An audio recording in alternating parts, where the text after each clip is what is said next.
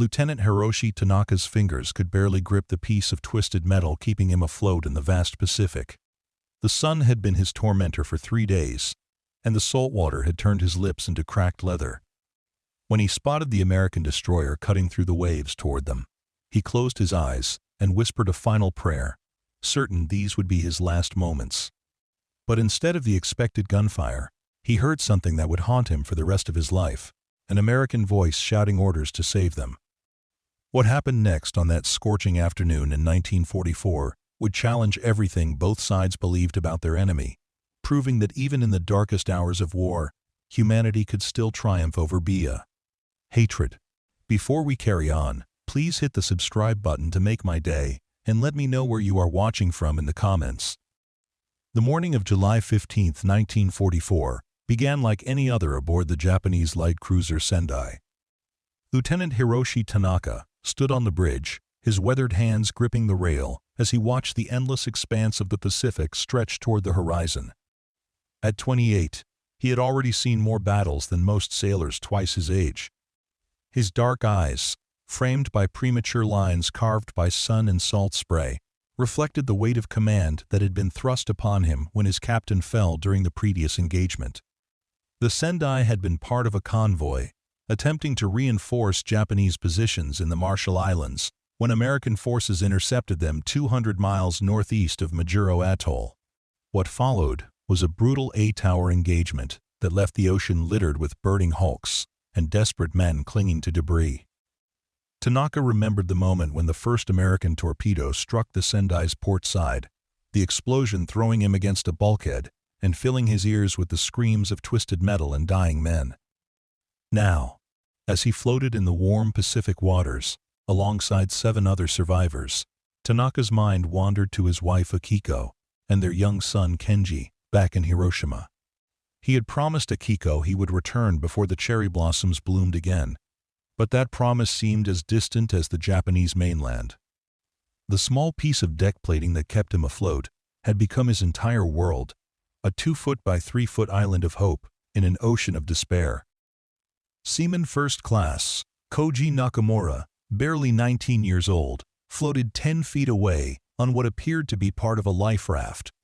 His boyish face had been burned crimson by the relentless sun, and his lips moved constantly in what Tanaka assumed were prayers to his ancestors. Nakamura had joined the Navy straight from his family's rice farm in Kumamoto, full of dreams about serving the emperor and protecting the homeland. 3 days ago, those dreams had been replaced by the simple desire to live another hour. Chief Petty Officer Ichiro Sato, a veteran of the attack on Pearl Harbor, clung to a wooden crate with the determination that had carried him through 2 decades of naval service. At 42, he was the oldest among the survivors, his grizzled face a map of countless battles and close calls. Sato had survived the sinking of 2 previous ships, and his experience showed in the way he rationed his movements, conserving energy while keeping watch for both rescue and danger.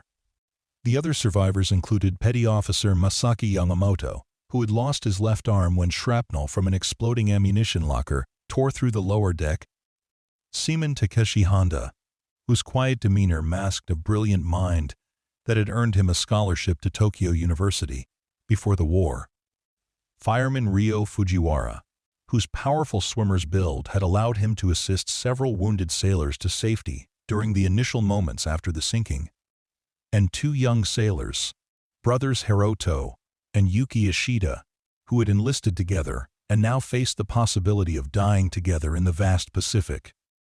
As the 3rd day of their ordeal dragged on, Tanaka found his thoughts becoming increasingly disconnected from reality. The lack of fresh water had begun affecting his judgment, and he occasionally found himself having conversations with crew members who had gone down with the ship. The hallucinations were becoming more frequent, more vivid, and he knew that meant time was running out for all of them. The sharks had been their constant companions since the first night. Tanaka counted at least 6 distinct fins circling their small group, occasionally disappearing beneath the surface only to reappear closer than before. The predators seemed to sense weakness, patience, waiting for one of the men to give up and slip beneath the waves. So far, the survivors had managed to stay together, forming a rough circle that allowed them to watch each other's backs and provide mutual support when exhaustion threatened to claim one of them. Chief Sato had become their unofficial leader, his booming voice cutting through despair whenever morale threatened to collapse completely. He led them in singing traditional folk songs from their home islands, shared stories of his family, and kept their minds focused on survival rather than surrender. Tanaka admired the older man's resilience, but he could see that even Sato was beginning to fade, as dehydration and exposure took their inevitable toll. The youngest survivor, Seaman Yuki Ishida, had been delirious since the previous evening, calling out for his mother and speaking in fragments about the family fishing boat back in Shizuoka. His older brother, Hiroto, held him close, whispering reassurances and sharing what little body heat he could provide. The sight reminded Tanaka of his own relationship with his younger brother, who had died in the fighting on Guadalcanal the previous year. As the sun reached its zenith on their third day adrift, Tanaka noticed something on the horizon that made his heart race. A thin line of smoke rose against the crystal-clear sky, too straight and persistent to be natural. He rubbed his salt-crusted eyes, certain that dehydration was playing another cruel trick on his mind. But when he looked again, the smoke was still there, and it appeared to be getting closer. "Ship," he croaked, his voice barely audible through cracked lips. "There's a ship." The other survivors turned their heads weakly in the direction he indicated, squinting against the blazing sun. Chief Sato raised himself higher on his makeshift float, shading his eyes with a trembling hand. "American destroyer," Sato said after a long moment, his voice carrying a mixture of relief and resignation. "Looks like a Fletcher class by the silhouette." The news sent a ripple of mixed emotions through the group. They were about to be rescued from their slow death in the Pacific, but they all knew what rescue by American forces typically meant for Japanese servicemen. The propaganda back home had filled their heads with stories of American brutality, of Japanese prisoners being tortured and executed without mercy. Some of the men began to weep, whether from joy at being saved or fear of what awaited them aboard an enemy vessel. Tanaka watched as the destroyer grew larger on the horizon, its gray hull cutting through the swells with purposeful efficiency. The ship's number became visible, DD-449, USS Nicholas. He had heard that name before in intelligence briefings, a veteran destroyer that had been operating in the Pacific since the early days of the war. The Nicholas had earned a reputation as a formidable opponent, having participated in numerous engagements against Japanese forces throughout the Solomon Islands campaign. As the American warship approached their position, Tanaka could see sailors lining the rail, some pointing in their direction while others appeared to be preparing rescue equipment. The destroyer's engines reduced to slow ahead, and the massive vessel began to turn, presenting its starboard side to the small group of survivors. The sight of the American flag snapping in the ocean breeze sent a chill down Tanaka's spine despite the tropical heat. Commander James Hall stood on the bridge wing of the USS Nicholas, his binoculars trained on the cluster of Japanese survivors floating roughly 500 yards off his starboard beam. At 35, Hall was a career naval officer who had commanded the Nicholas for 8 months, taking over after his predecessor was wounded during the Battle of the Philippine Sea. His steel-gray eyes missed nothing as he assessed the situation unfolding before him. Hall had grown up in a small farming community outside Des Moines, Iowa, where his father had instilled in him values of fair play and compassion that seemed increasingly rare in wartime. Those principles had been tested repeatedly during his Pacific service, particularly when faced with situations involving enemy personnel.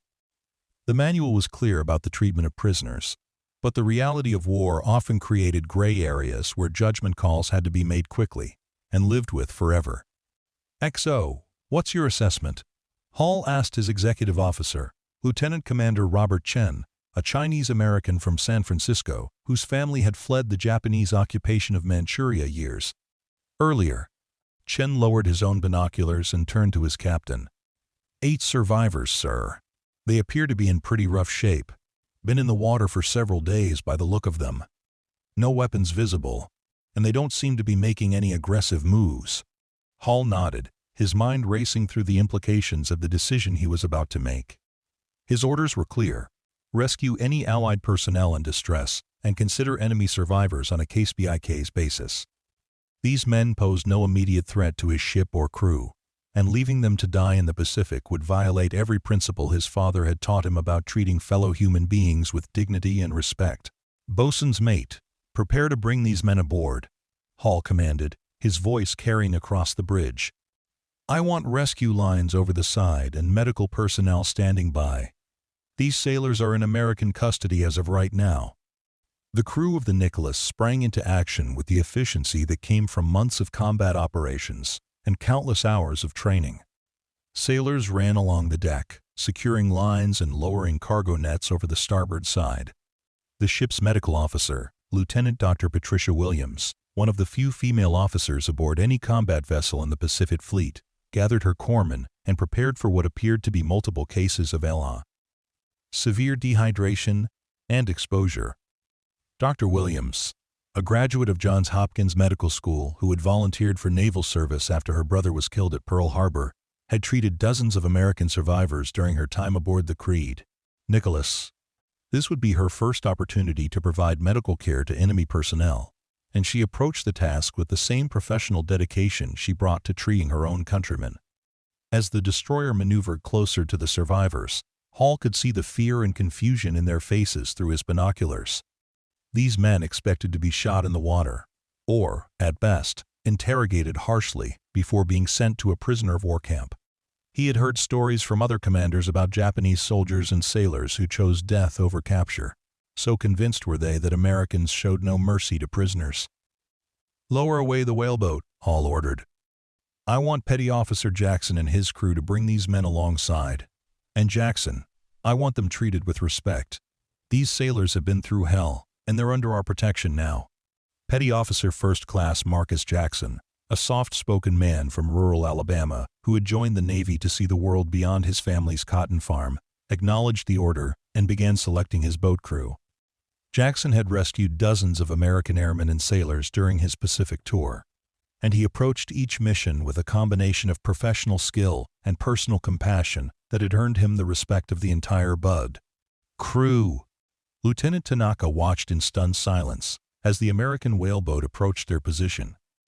The young petty officer in charge wore no expression of hatred or vengeance, only professional concern as he maneuvered his small craft through the swells toward the Japanese survivors.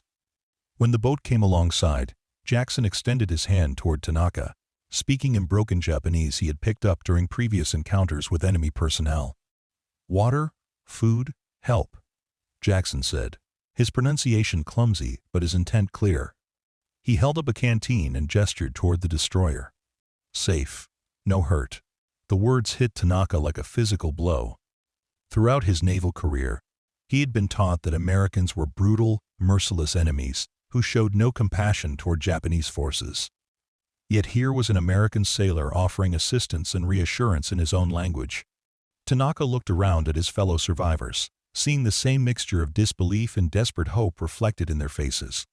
Chief Sato was the first to move, allowing himself to be pulled into the whaleboat with gentle hands that supported his weight and protected his saltross skin from further damage.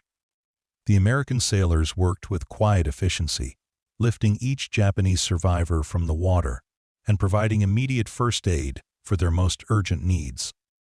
Young Seaman Nakamura began weeping as he was brought aboard the small craft, overwhelmed by the realization that he might actually survive to see his family's rice fields again. The American sailors offered him water and spoke in soothing tones, despite the language barrier. One sailor, barely older than Nakamura himself, placed a reassuring hand on the young Japanese sailor's shoulder and smiled with genuine warmth. As the whaleboat returned to the Nicholas with its cargo of former enemies, Tanaka found himself struggling to process what was happening. Everything he had been taught about American forces was being contradicted by the evidence before his eyes. These sailors showed no signs of the cruelty and barbarism described in Japanese military training. Instead, they demonstrated a level of professionalism and humanity that challenged his fundamental understanding of the enemy. The transfer to the destroyer's deck was accomplished with the same careful attention to the survivors' welfare. American sailors formed human chains to lift the weakened Japanese personnel from the whaleboat to the ship's deck, where medical personnel waited with stretchers, blankets, and emergency supplies. Dr. Williams moved among the survivors, conducting rapid assessments of their conditions while issuing orders to her corpsmen in calm, authoritative tones. Commander Hall descended from the bridge to observe the rescue operation personally, his presence adding gravity to the moment. As the senior Japanese officer present, Lieutenant Tanaka felt obligated to identify himself, despite his weakened condition and the surreal nature of the situation. "I am Lieutenant Hiroshi Tanaka, Imperial Japanese Navy," he said in careful English, his voice barely above a whisper. "These men are under my responsibility." Hall studied the young Japanese officer for a moment, noting the intelligence in his eyes and the dignity he maintained despite his desperate circumstances. The American commander extended his hand in a gesture that transcended the boundaries of war and nationality. "Commander James Hall, United States Navy," he replied, grasping Tanaka's hand firmly. "You and your men are safe aboard this vessel. You have my word as an officer and a gentleman." The handshake lasted only seconds, but its impact on both men would endure for the rest of their lives. In that simple gesture, two professional military officers acknowledged their shared humanity despite the larger conflict that had brought them into opposition.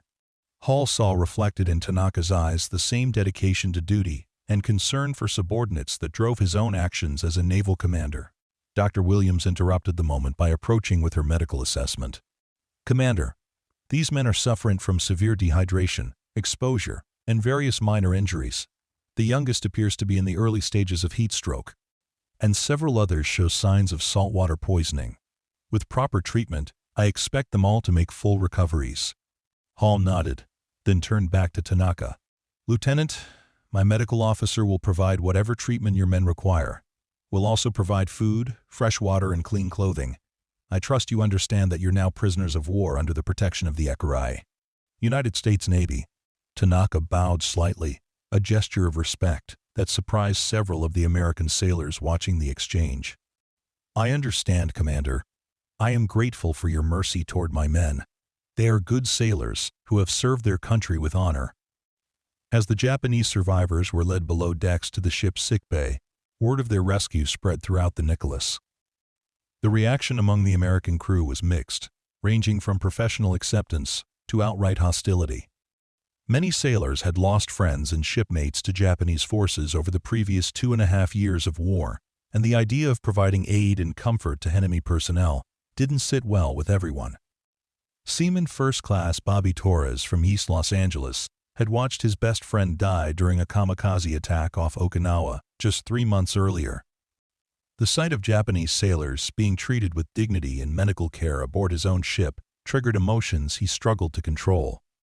Torres found himself assigned to guard duty outside the sickbay, a responsibility that forced him to confront his own feelings about the enemy and the nature of warfare itself. Inside the medical compartment, Dr. Williams worked with quiet efficiency to stabilize her unusual patients. She had Seaman Nakamura hooked to an intravenous saline drip to combat his severe dehydration, while Corpsman Third Class Johnny Rodriguez from San Antonio carefully cleaned and bandaged the wounds of the Saya. Older sailors. The language barrier made communication difficult, but medical needs transcended words, and the Japanese survivors submitted to treatment with grateful compliance. Chief Sato, despite his own weakened condition, appointed himself as the informal spokesman for the group, using his limited English and hand gestures to communicate their needs and express their appreciation. His weathered face showed amazement at the quality of care they were receiving, far exceeding anything they had expected as prisoners of war. Meanwhile, in the ship's galley, Chief Cook Harold Washington from Detroit faced his own moral dilemma. He had been ordered to prepare meals for the Japanese prisoners, and the task forced him to confront his feelings about feeding men who had been trying to kill Americans just days earlier. Washington's nephew had been killed during the Bataan Death March, and the cook struggled with the contradiction between his personal loss and his professional duty. After much internal debate, Washington decided to prepare the same meals his own crew would be eating, refusing to let hatred compromise his standards as a cook or his duties as a sailor. He prepared bowls of hearty vegetable soup, fresh bread, and coffee, reasoning that hungry men deserved decent food regardless of the uniform they had worn into battle. As evening approached, Commander Hall made his way to the sickbay to check on his unexpected passengers. He found Lieutenant Tanaka sitting up in his bunk, looking remarkably better after several hours of medical treatment and proper hydration. The Japanese officer struggled to his feet when Hall entered, still maintaining military protocol despite his status as a prisoner. "Please, Lieutenant, remain seated," Hall said, gesturing for Tanaka to relax. "How are you feeling?" "Much better, Commander. Your medical officer is very skilled, and your crew has shown us great kindness. I must ask, though, what will happen to my men now?" Hall settled into a chair beside the bunk, considering his words carefully. "You'll be transferred to a prisoner of war facility when we reach our next port. I can't speak to conditions there, but I can assure you that you'll be treated according to international law and military regulations."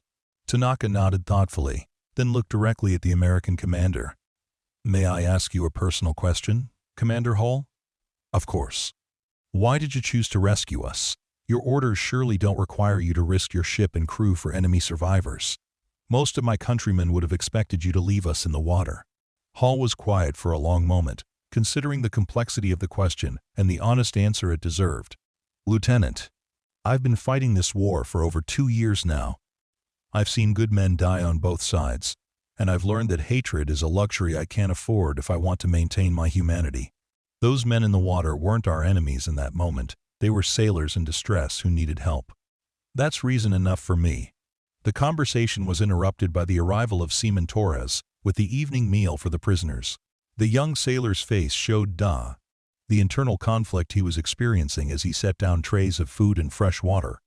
Torres avoided eye contact with the Japanese survivors, completing his duty with professional efficiency but obvious reluctance. As Torres turned to leave, Chief Sato called out to him in broken English. "Thank you, American sailor. You have kind heart." The words stopped Torres in his tracks. He looked back at the Japanese chief, seeing not an enemy but an older man expressing genuine gratitude for basic human decency. The moment challenged everything Torres thought he knew about the people he had been fighting, creating a crack in the wall of hatred that had sustained him since his friend's death. Over the following days, as the Nicholas continued its patrol, an unusual dynamic developed between the American crew and their Japanese prisoners. Initial hostility gradually gave way to professional respect, and in some cases, grudging friendship. The language barrier prevented deep conversations, but shared experiences of naval life created common ground that transcended national boundaries. Petty Officer Jackson found himself spending hours in conversation with Chief Sato, each man teaching the other basic words and phrases in their respective languages. Despite the obvious irony of the situation, both sailors discovered they had remarkably similar backgrounds. Coming from rural communities where hard work and family loyalty were paramount values, young Seaman Nakamura formed an unlikely bond with Corpsman Rodriguez, who was only slightly older, but had already seen extensive combat throughout the Pacific campaign. Rodriguez found himself sharing stories of his family in Texas, while Nakamura described his hopes of returning to his father's rice farm after the war. Neither young man could have imagined such a conversation was possible just weeks earlier. Dr. Williams continued her medical observations, noting not just the physical recovery of her patients, but their psychological adaptation to their new circumstances. The Japanese survivors showed remarkable resilience and adaptability, qualities she recognized in her own crew members. Her medical reports would later contribute to changes in prisoner-of-war treatment protocols throughout the Pacific Fleet. Lieutenant Tanaka spent much of his time in philosophical discussions with Commander Hall, two professional officers exploring questions that went far beyond military tactics and strategy. They talked about leadership, responsibility, and the moral complexities of warfare. Tanaka shared insights into Japanese military culture, while Hall provided perspectives on American naval traditions and values. These conversations revealed the fundamental similarities between professional military officers, regardless of nationality. Both men had sworn oaths to serve their cause, countries, and protect their subordinates. Both struggled with the moral ambiguities of war and the burden of command decisions that affected the lives of the men under their authority. As the Nicholas approached its home port of Pearl Harbor, the reality of separation began to weigh on both groups. The American sailors had grown accustomed to their unusual passengers, while the Japanese survivors faced an uncertain future in prisoner-of-war camps. The bonds formed during their brief time together had challenged preconceptions on both sides. creating relationships that transcended the larger conflict. Commander Hall made the decision to hold a formal ceremony before the transfer of prisoners, bringing both crews together on the main deck for what he hoped would be a memorable conclusion to an extraordinary episode. As the sun set over the Pacific, creating a golden path across the water that had nearly claimed the lives of 8 brave men, Hall addressed the assembled sailors. "Gentlemen, we've witnessed something remarkable during the past week. We've seen that even in the midst of war, human decency and professional respect can prevail over hatred and prejudice. The men we rescued from the sea have shown us that our enemies are sailors much like ourselves, with families, hopes, and dreams that mirror our own." Hall paused, looking across the faces of his crew and the Japanese survivors standing nearby. "This doesn't change the larger conflict we're engaged in, nor does it diminish our commitment to victory. But it reminds us that war is ultimately about returning to a world where such acts of mercy and humanity are possible once again." Lieutenant Tanaka stepped forward, having requested permission to address the crew. His English had improved noticeably during the week aboard the Nicholas, and he spoke with quiet dignity that impressed even the most aeon. Skeptical American sailors. "Commander Hall, officers and sailors of the Nicholas, I speak for all my men when I say that your kindness has given us more than our lives. You have shown us that honor and compassion exist even between enemies, and that the values we cherish as naval officers are shared by professional mariners everywhere." Tanaka bowed deeply, a gesture of profound respect that was returned by salutes from the American crew. Chief Sato and the other Japanese survivors followed suit, creating a moment of mutual recognition that transcended the boundaries of war and nationality. The formal transfer of prisoners took place the following morning at Pearl Harbor, with military police and intelligence officers taking custody of the Japanese survivors. As they were led away, many of the American sailors found themselves conflicted about the separation. Men they had initially viewed as dangerous enemies had become individuals worthy of respect and, in some cases, friendship. Seaman Torres, who had struggled most with the presence of enemy personnel aboard his ship, found himself shaking hands with Chief Sato before the transfer. The Japanese sailor pressed a small carved wooden fish into Torres' palm, a traditional good luck charm that Sato had somehow managed to preserve through the sinking of his ship and the days adrift in the Pacific. "For you, American friend," Sato said in halting English. "Remember Sato when war is finished." The gesture brought tears to Torres' eyes, finally breaking down the wall of hatred that had consumed him since his friend's death. He realized that honoring his fallen comrade didn't require maintaining animosity toward all Japanese people, but rather fighting for a world where such losses wouldn't be necessary. As the Nicholas prepared to depart Pearl Harbor for its next mission, Commander Hall reflected on the week's events and their impact on his crew. The rescue of 8 enemy sailors had challenged his men's preconceptions about war and their adversaries, ultimately making them better sailors and better human beings. The experience had reinforced his belief that maintaining one's humanity in wartime was not a sign of weakness, but a source of strength. In his final report on the incident, Hall wrote, "The rescue and treatment of Japanese naval personnel demonstrated that American forces can maintain the highest standards of professional conduct and human decency, even toward enemy combatants. This action reflects credit upon the United States Navy and serves as an example of the values we fight to preserve and protect." Dr. Williams included her own observations in the medical report, noting that the psychological benefits of showing mercy toward former enemies extended to the rescuing crew as well as the survivors. She recommended that similar policies be implemented throughout the Pacific Fleet, arguing that maintaining American values and moral standards would ultimately contribute to a more honorable victory. Years later, long after the war had ended, and both the Nicholas and the Sendai had been relegated to naval history, the survivors of both crews would remember that week in the Pacific as a defining moment in their lives. Lieutenant Tanaka, who survived the war and eventually became a merchant marine captain, never forgot the lesson in humanity he learned aboard an American destroyer.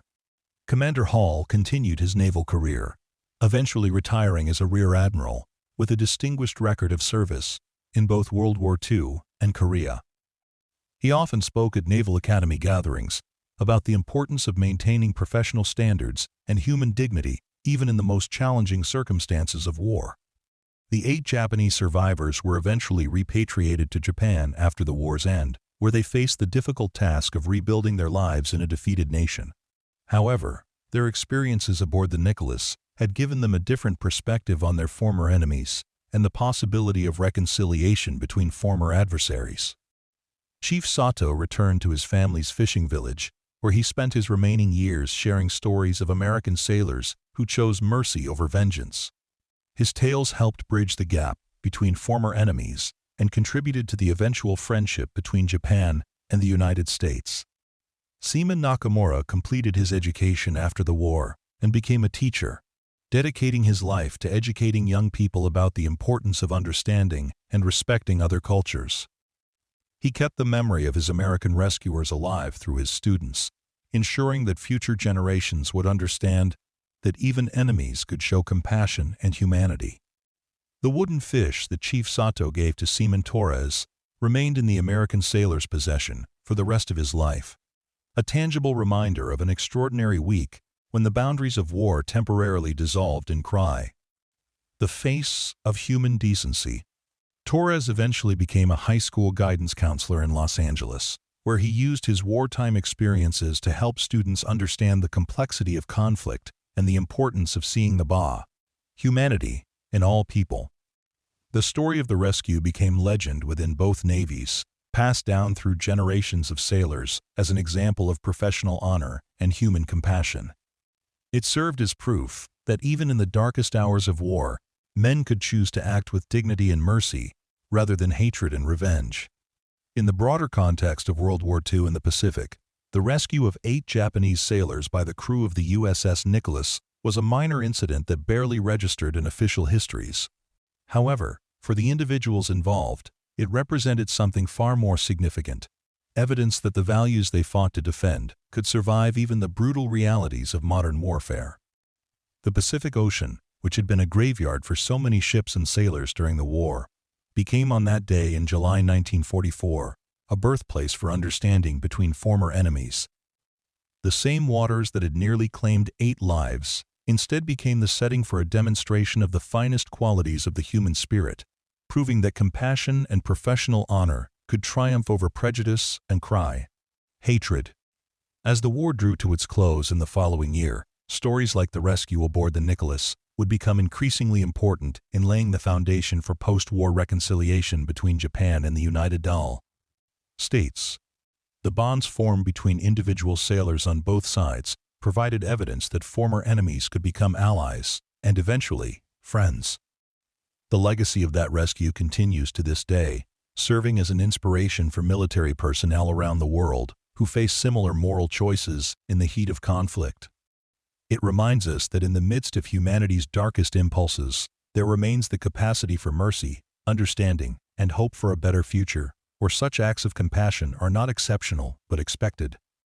Lieutenant Hiroshi Tanaka's journey, from the burning deck of the Sendai to the sick bay of the Nicholas, and ultimately to a new life in post-war Japan, encapsulated the transformation that was possible when individuals chose humanity over hatred.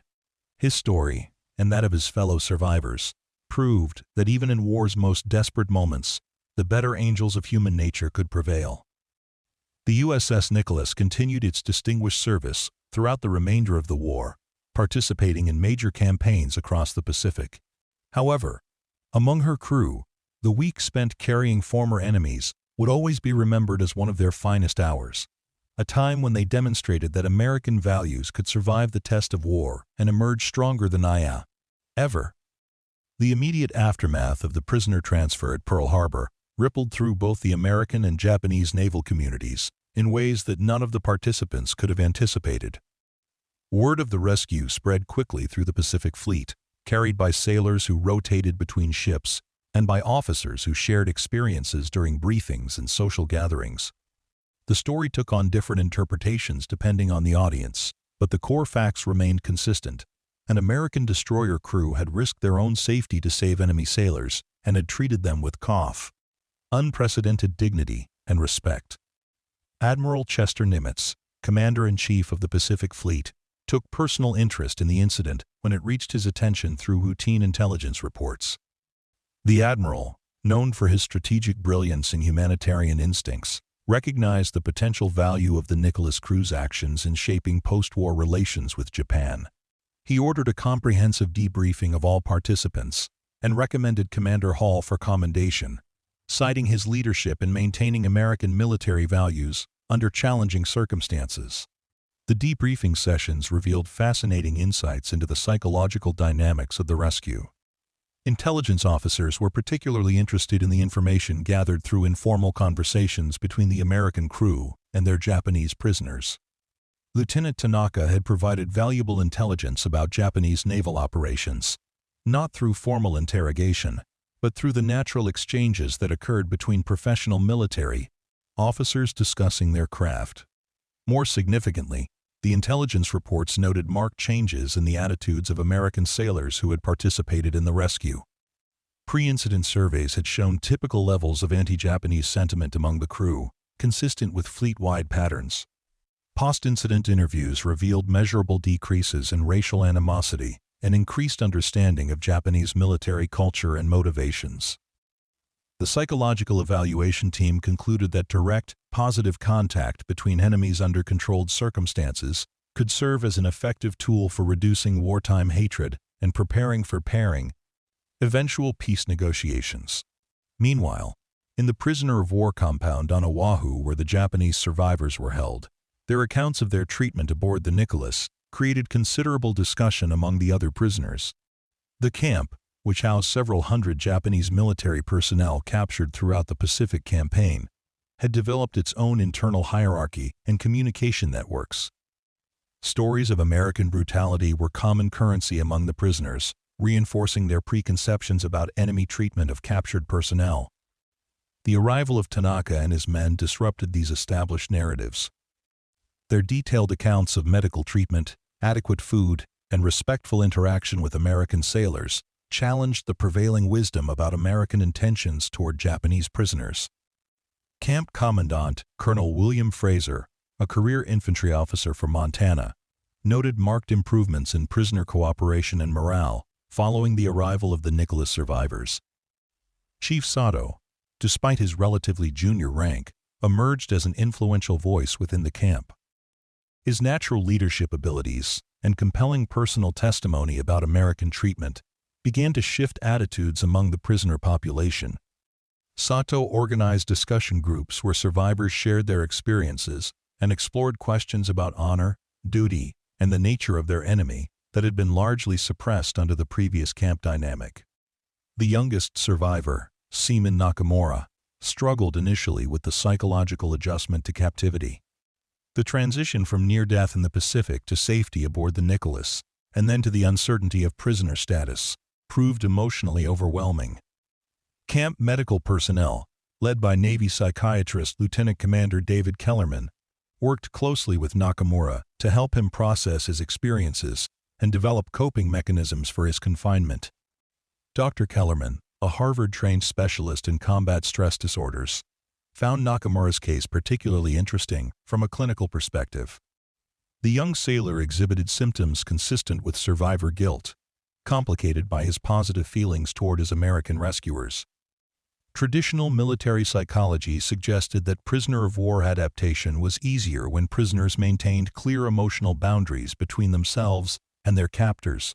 Nakamura's case challenged these assumptions, suggesting that positive contact with enemy personnel could actually accelerate psychological recovery under certain circumstances. The intellectual discussions between Lieutenant Tanaka and various American officers continued even within the confines of the prison camp. Colonel Fraser, recognizing Tanaka's intelligence and military experience, occasionally included him in discussions about camp administration and prisoner welfare. These conversations provided valuable insights into Japanese military culture, while giving Tanaka opportunities to influence conditions for his fellow prisoners. Back aboard the Nicholas, the impact of the rescue continued to influence crew dynamics and mission effectiveness. The ship's next major engagement came during the Battle of Leyte Gulf in October 1944, where the lessons learned from their encounter with Japanese survivors proved unexpectedly valuable. When the Nicholas rescued American aviators shot down during the massive naval battle, the crew's enhanced understanding of survivor psychology and medical treatment protocols resulted in significantly improved outcomes for the rescued personnel. Petty Officer Jackson, who had led the rescue boat crew, found his perspective on warfare fundamentally altered by his interaction with Chief Sato. The Alabama sailor began keeping a detailed journal of his wartime experiences, focusing particularly on moments when humanity triumphed over hatred. His writings would later be published as a memoir that provided unique insights into the psychological evolution of American sailors during the Pacific Campaign. Dr. Williams continued her medical research, using data collected during the treatment of Japanese survivors to improve protocols for treating dehydration, exposure, and saltwater poisoning. Her findings were distributed throughout the Pacific Fleet Medical Corps, potentially saving hundreds of lives over the remaining months of the war. The doctor's clinical notes also provided valuable documentation of the physical and psychological resilience demonstrated by enemy personnel, information that proved useful in developing post-war rehabilitation programs. The transformation of Seaman Torres from bitter hatred to grudging respect became a case study in the ship's ongoing psychological evaluation program. Navy mental health specialists were particularly interested in understanding how direct positive contact with enemy personnel could modify deep-seated emotional responses to combat trauma. Torres volunteered for additional interviews and psychological testing, hoping that his experience might help other sailors overcome similar emotional barriers. Commander Hall's leadership during the rescue incident earned him promotion to captain and assignment to Admiral Nimitz's staff, where he provided input on prisoner-of-war policies and post-war planning initiatives. His recommendations emphasized the strategic value of treating enemy personnel with dignity and respect, arguing that such policies would facilitate more effective intelligence gathering and contribute to smoother post-war transitions. The broader implications of the Nicholas incident extended far beyond the immediate participants. Allied intelligence services throughout the Pacific began documenting similar instances of humanitarian treatment of enemy personnel, looking for patterns that might inform broader policy decisions. British and Australian naval commanders reported their own experiences with Japanese survivors, noting variations in treatment protocols and prisoner responses. As 1944 progressed toward its end, the pace of Pacific operations intensified, bringing American forces closer to the Japanese home islands. The psychological preparation of American personnel for eventual occupation duties became an increasingly important consideration for military planners. The Nicholas incident provided valuable data about American military capability for maintaining professional standards and humanitarian values, even under combat conditions. Japanese military intelligence, through various channels including prisoner exchanges and neutral nation communications, became aware of the Nicholas rescue and similar incidents throughout the Pacific. These reports created considerable discussion within Japanese naval command structures, where prevailing wisdom held that Americans showed no mercy toward captured personnel. The documented evidence of humanitarian treatment challenged fundamental assumptions about enemy intentions and capabilities. Vice Admiral Jisaburo Ozawa, one of Japan's most capable naval commanders, ordered a comprehensive review of all available intelligence regarding American treatment of Japanese prisoners. The resulting analysis suggested that American forces were generally adhering to international law regarding prisoner treatment, contrary to the propaganda that had shaped Japanese military thinking throughout the war. This intelligence contributed to subtle but important changes in Japanese military doctrine regarding surrender and prisoner status. The psychological impact on Japanese military personnel was significant. Knowledge that capture by American forces did not necessarily mean torture or death began to influence decision-making in desperate combat situations. While the Japanese military tradition still strongly emphasized death before dishonor, the absolute nature of this commitment began to show signs of flexibility as word of humane treatment spread through unofficial channels. Lieutenant Tanaka, during his months in the Hawaiian prison camp, began developing what would later become a comprehensive analysis of American military culture and decision-making processes. His observations initially motivated by professional curiosity, evolved into a detailed study that would prove invaluable during post-war reconstruction efforts. Tanaka's unique perspective as both enemy and rescued survivor gave him insights into American character that few Japanese officers possessed. The camp's library, staffed by volunteer American servicemen, became an unexpected venue for cultural exchange. Tanaka and several other Japanese officers began intensive English language study, while American personnel showed interest in learning basic Japanese. These informal education programs, initially viewed with suspicion by camp administrators, proved effective in reducing tensions and improving camp atmosphere. Chief Sato's influence within the prisoner population continued to grow as more Japanese survivors arrived at the camp. His accounts of the Nicholas rescue became legendary among the prisoners, providing hope and challenging despair that threatened to overwhelm men faced with uncertain futures. Sato's natural storytelling ability and philosophical insights helped many prisoners maintain their dignity and self-respect despite their circumstances. The medical treatment protocols established by Dr. Williams during the Nicholas rescue were tested repeatedly as the war progressed and more survivors required emergency care. Her innovations in treating severe dehydration and exposure proved particularly valuable during the later stages of the Pacific Campaign, when increasing numbers of both American and Japanese personnel required rescue from combat zones. Meanwhile, the crew of the Nicholas continued their combat duties, with enhanced understanding of their enemy and renewed commitment to their own values. The ship participated in major operations throughout the remainder of 1944 and into 1945, earning additional battle honors while maintaining the humanitarian standards WWII established during the rescue incident. As the war moved into its final phase, with American forces preparing for the invasion of Japan, the psychological and strategic implications of incidents like the Nicholas rescue became increasingly important. Military planners recognized that the eventual occupation of Japan would require American personnel capable of working effectively with former enemies. The documented success of humanitarian treatment in reducing hostility and increasing cooperation provided valuable guidance for occupation planning. The atomic bombings of Hiroshima and Nagasaki in August 1945 brought the war to its sudden conclusion, eliminating the need for invasion and dramatically altering the context for post-war planning. However, the lessons learned from incidents like the Nicholas rescue remained relevant for the massive undertaking of occupying and rebuilding Japan. Emperor Hirohito's surrender announcement on August 15, 1945, reached the Hawaiian prison camp through official channels, but the news had been anticipated for days through unofficial communications networks. The reaction among Japanese prisoners was complex, mixing relief that the killing would end with shame over their nation's defeat and uncertainty about their personal futures. Lieutenant Tanaka's response to the surrender announcement reflected the sophisticated understanding of American character he had developed during his captivity. While many prisoners expected harsh treatment from their captors now that Japan had been defeated, Tanaka counseled patience and trust in American adherence to international law.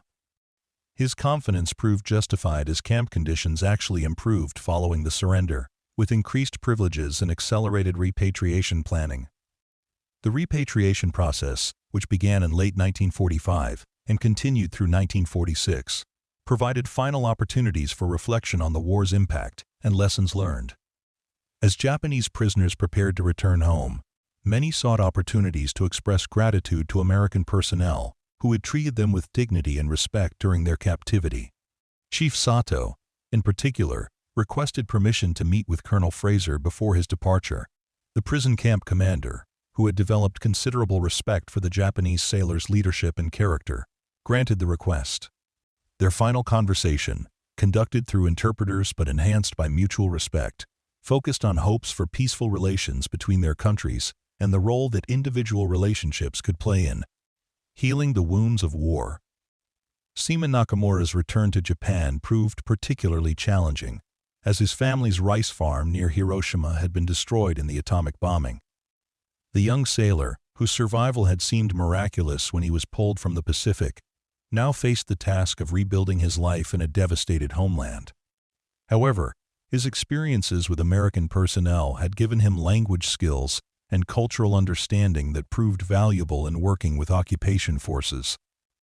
The broader implications of the Nicholas rescue and similar incidents became apparent during the early months of the American occupation of Japan. General Douglas MacArthur's administration found that Japanese officials who had experienced positive contact with American military personnel were more cooperative and effective in implementing Daishin reconstruction policies.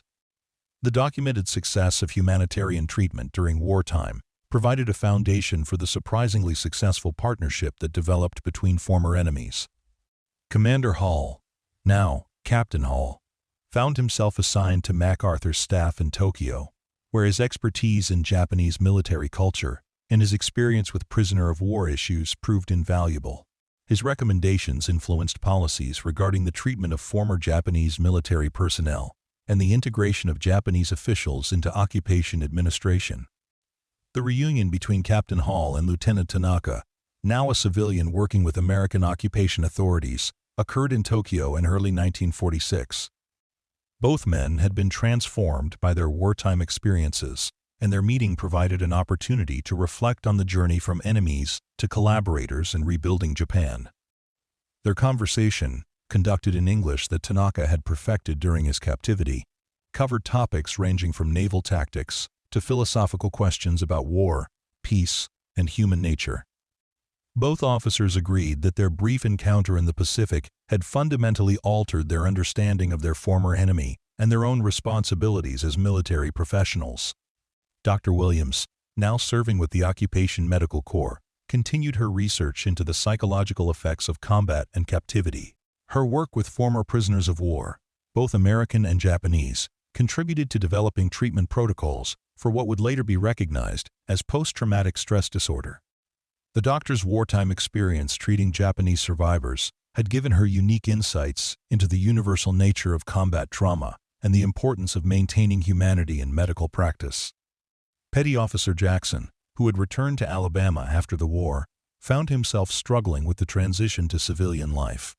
His wartime experiences, particularly his interaction with Chief Sato, had given him perspectives on race and humanity that conflicted with the social norms of his rural community. Jackson eventually moved to Detroit, where he found work in the automotive industry and became involved in early civil rights activities. The wooden fish that Chief Sato had given to Seaman Torres remained a treasured possession throughout the American sailor's life.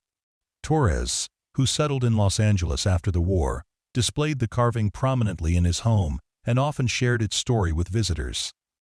The simple gesture had helped heal psychological wounds that might otherwise have lasted a lifetime. As the 1940s progressed into the 1950s, the participants in the Nicholas rescue found their lives shaped by the brief encounter that had brought enemies together in humanity's finest moment.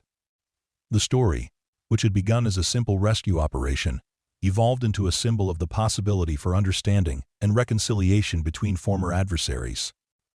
The Korean War, which began in 1950, provided new tests for the lessons learned during World War II.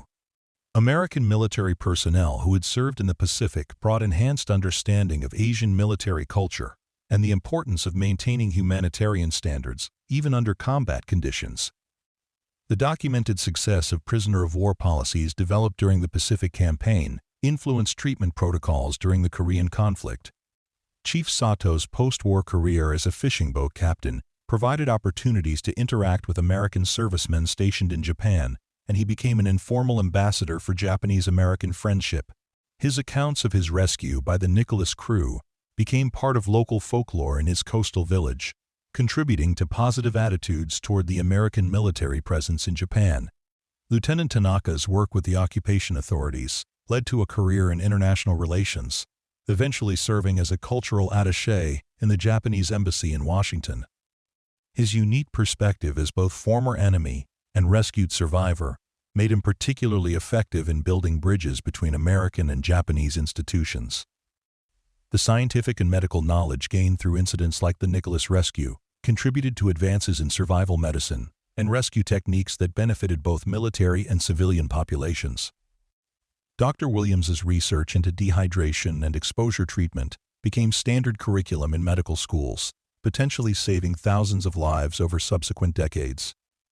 The psychological studies conducted on both American rescuers and Japanese survivors provided early insights into the therapeutic value of positive intergroup contact under appropriate conditions. These findings influenced the development of conflict resolution techniques that were applied to various international disputes throughout the Cold War period. As the 20th century progressed, the story of the Nicholas rescue was preserved through various media, including books, documentaries, and academic studies. Each retelling emphasized different aspects of the incident, but all recognized the fundamental importance of maintaining humanity in the midst of warfare. The veterans of both crews aged and passed away over subsequent decades, but they made efforts to preserve their experiences for future generations. Reunion gatherings brought together American and Japanese survivors, their families, and their descendants, creating lasting bonds that transcended the temporary enmity of wartime. Educational institutions in both countries incorporated the Nicholas story into curricula about World War II, international relations, and ethics. The incident provided a powerful example of how individual actions could influence broader historical developments and demonstrated the importance of maintaining moral principles under pressure. Military academies in the United States and Japan used the rescue as a case study in leadership, decision-making, and the application of military values in challenging circumstances. Officer candidates studied the choices made by Commander Hall and Lieutenant Tanaka, analyzing the factors that enabled former enemies to recognize their shared humanity. The legacy of 8 Japanese sailors rescued by an American destroyer crew continued to influence international relations, military doctrine, and individual lives long after the participants had passed from the scene. Their story served as proof that even in humanity's darkest hours, the capacity for mercy, understanding, and hope could prevail over hatred and despair. The Nicholas itself, the steel vessel that had served as sanctuary for 8 enemy sailors, continued its distinguished service through the war's end and beyond. Following the Japanese surrender, the destroyer was assigned to Operation Magic Carpet, the massive effort to repatriate American servicemen from the Pacific Theater. The irony was not lost on the crew that their ship, which had once rescued enemy survivors, now carried thousands of American sailors and soldiers home to families they had not seen for years. During these repatriation voyages, crew members frequently shared the story of the Japanese rescue with their passengers. Combat veterans from various Pacific campaigns listened with interest to accounts of enemies treated with dignity and respect. Many of these soldiers and Marines had their own experiences with Japanese military personnel, often brutal encounters that had left deep psychological scars. The Nicholas story provided a different perspective on their former adversaries, challenging simplistic narratives of good versus evil that had sustained them through years of combat. Staff Sergeant Michael O'Brien, a Marine veteran of Iwo Jima who was returning home aboard the Nicholas in late 1945, found himself deeply affected by Petty Officer Jackson's account of the WWII rescue. O'Brien had witnessed horrific casualties during the volcanic island's capture and had developed an intense hatred for Japanese forces. Jackson's description of Chief Sato's dignity and gratitude forced O'Brien to confront the complexity of his emotions and the possibility that individual Japanese soldiers might possess qualities worthy of respect. The conversations that developed during these voyages became informal therapy sessions for men struggling to process their wartime experiences. The Nicholas crew found themselves serving as counselors and mediators, helping combat veterans understand that hatred toward an enemy nation did not require dehumanizing individual members of that society. These discussions contributed to smoother readjustment for many returning servicemen and influenced their approaches to post-war civilian life. Captain Hall, now serving in Tokyo with MacArthur's occupation headquarters, received regular reports about his former ship's repatriation duties and the ongoing impact of the rescue story. His current assignment involved developing policies for the demobilization of Japanese military forces, a massive undertaking that required careful balance between security concerns and humanitarian considerations. The lessons learned from the Nicholas incident proved directly applicable to this larger challenge. The Japanese military demobilization process, overseen by American occupation forces, involved processing millions of former soldiers and sailors who needed to be returned to civilian life. Many of these men had never known any life other than military service and faced enormous challenges in adapting to defeated Japan's new reality. American officials responsible for this process found that treating former enemy personnel with dignity and respect, following the example set by incidents like the Nicholas rescue, resulted in more cooperative and successful transitions. Colonel Fraser, the former prison camp commandant, who had worked closely with Lieutenant Tanaka and Chief Sato, was assigned to supervise demobilization centers throughout central Japan. His experience with Japanese military culture and his understanding of effective prisoner management made him particularly valuable for this sensitive work. Fraser's centers became models for the entire occupation, achieving remarkably high success rates in peaceful military dissolution. The intelligence value of the humanitarian approach became increasingly apparent as occupation forces gathered information about Japanese military capabilities and wartime activities. Former enemy personnel who had been treated with respect during captivity or surrender proved far more willing to provide accurate information about weapons, stockpiles, military installations, and strategic planning. This cooperation accelerated the demobilization process and contributed to Japan's remarkably peaceful transition from militarism to democracy. Dr. Williams, now working with Occupation Medical Services, established treatment centers for former Japanese military personnel suffering from what would later be recognized as combat-related MALS, psychological disorders. Her experience treating the Nicholas survivors had given her unique insights into Japanese cultural attitudes toward mental health and effective therapeutic approaches. The success of her programs influenced the development of mental health services throughout occupied Japan. The cultural exchange programs that began informally in Hawaiian prison camps expanded dramatically during the occupation period. Former Japanese military officers, including several who had been rescued by American forces under circumstances similar to the Nicholas incident, served as interpreters and cultural advisors for IB, Occupation Administration. Their insider knowledge of Japanese military and social structures proved invaluable in implementing democratic reforms. Lieutenant Tanaka's role in these programs was particularly significant.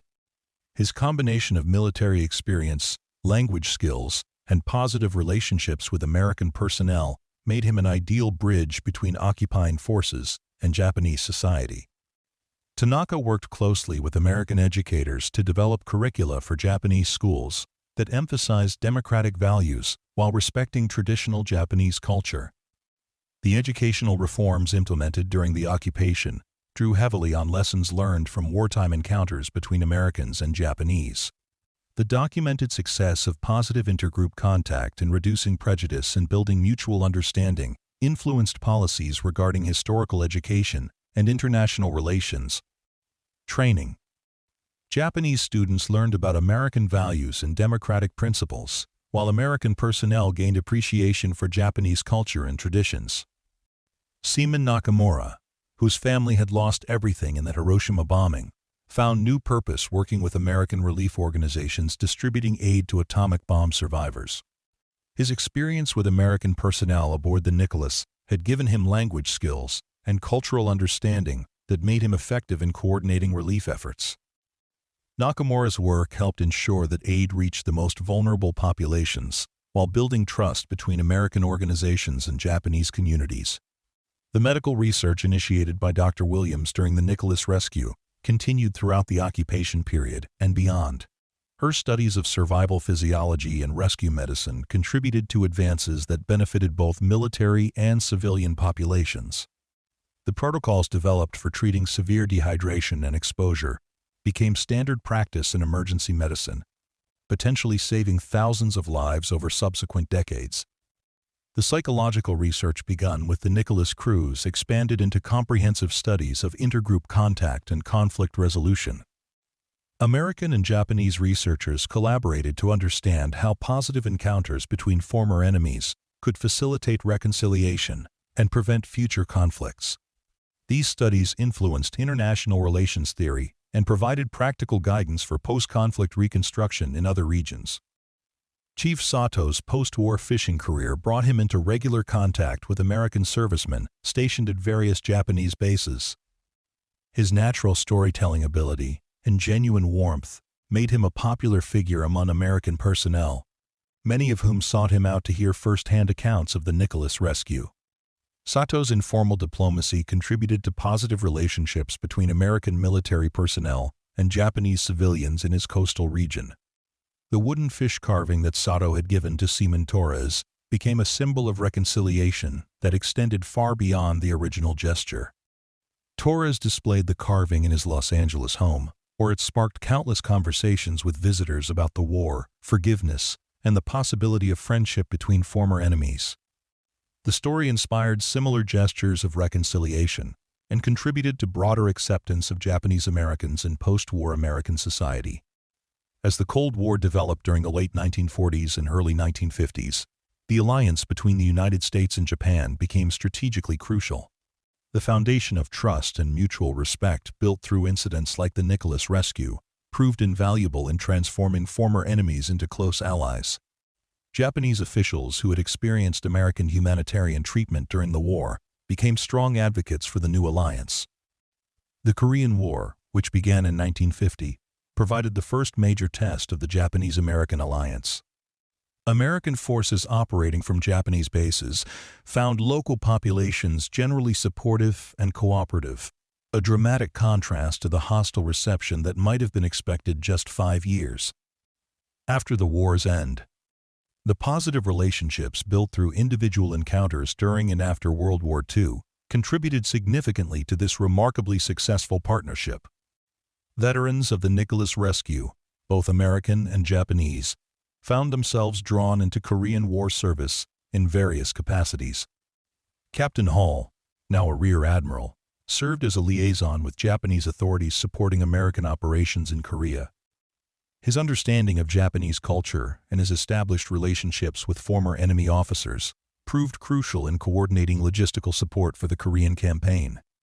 Lieutenant Tanaka, working with the Japanese government's emerging foreign ministry, helped facilitate Japanese cooperation with American military operations in Korea. His unique perspective as both former enemy and rescue survivor made him particularly effective in explaining American intentions to skeptical Japanese officials and in reassuring American commanders about Japanese reliability as partners. The lessons learned from treating Japanese prisoners during World War II influenced American policies toward Chinese and North Korean prisoners during the Korean conflict. The documented success of humanitarian treatment in reducing hostility and increasing cooperation led to more enlightened prisoner-of-war policies that achieved better intelligence results while maintaining American moral standards. Dr. Williams, now a leading expert in combat medicine and prisoner treatment, served as an advisor to military medical services during the Korean War. Her protocols for treating exposure, malnutrition, and psychological trauma, originally developed during the Nicholas rescue, proved directly applicable to Korean conditions and contributed to improved survival rates for prisoners and rescued personnel. The international recognition of American humanitarian treatment during World War II, exemplified by incidents like the Nicholas rescue, enhanced American moral authority during the emerging Cold War competition with the Soviet Union.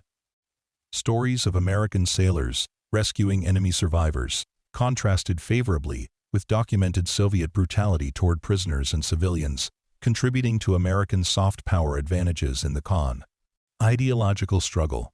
Academic institutions in both the United States and Japan began formal studies of the wartime rescue incidents and their long-term impacts.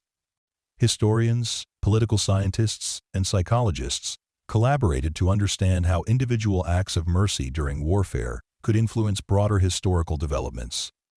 The Nicholas rescue became a case study in multiple disciplines, from military ethics to international relations theory. The families of both American and Japanese participants in the rescue maintained contact across the decades, creating lasting bonds that transcended national boundaries. Children and grandchildren of the original participants met through exchange programs and developed friendships that carried forward the legacy of reconciliation begun by their ancestors. These personal relationships contributed to ongoing Japanese-American cooperation in various fields.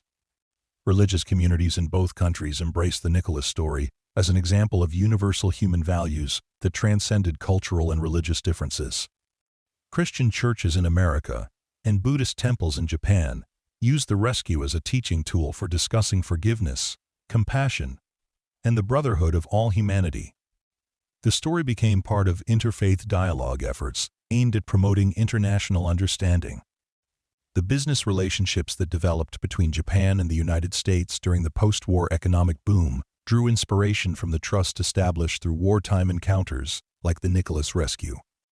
Japanese and American executives who had served in the military often referenced their wartime experiences when building commercial partnerships, citing the importance of honor, reliability, and mutual respect in business relationships. As both countries evolved through the social and political changes of the 1960s and 70s, the Nicholas story continued to provide guidance for addressing racial tensions and international conflicts. Civil rights leaders in America drew parallels between the sailors' ability to see beyond enemy stereotypes and the need for Americans to overcome domestic racial prejudices. The environmental movement of the 1970s found inspiration in the Nicholas story's demonstration of human interconnectedness and shared vulnerability. The image of Japanese and American sailors working together for survival in the vast Pacific resonated with environmentalists seeking to build international cooperation on global challenges like pollution and resource conservation. The technological advances that transformed both nations during the latter half of the 20th century created new opportunities for the Nicholas veterans to maintain contact and share their stories. Correspondence that had once relied on letters carried by ship could now be conducted through international telephone calls and eventually through email and video conferences.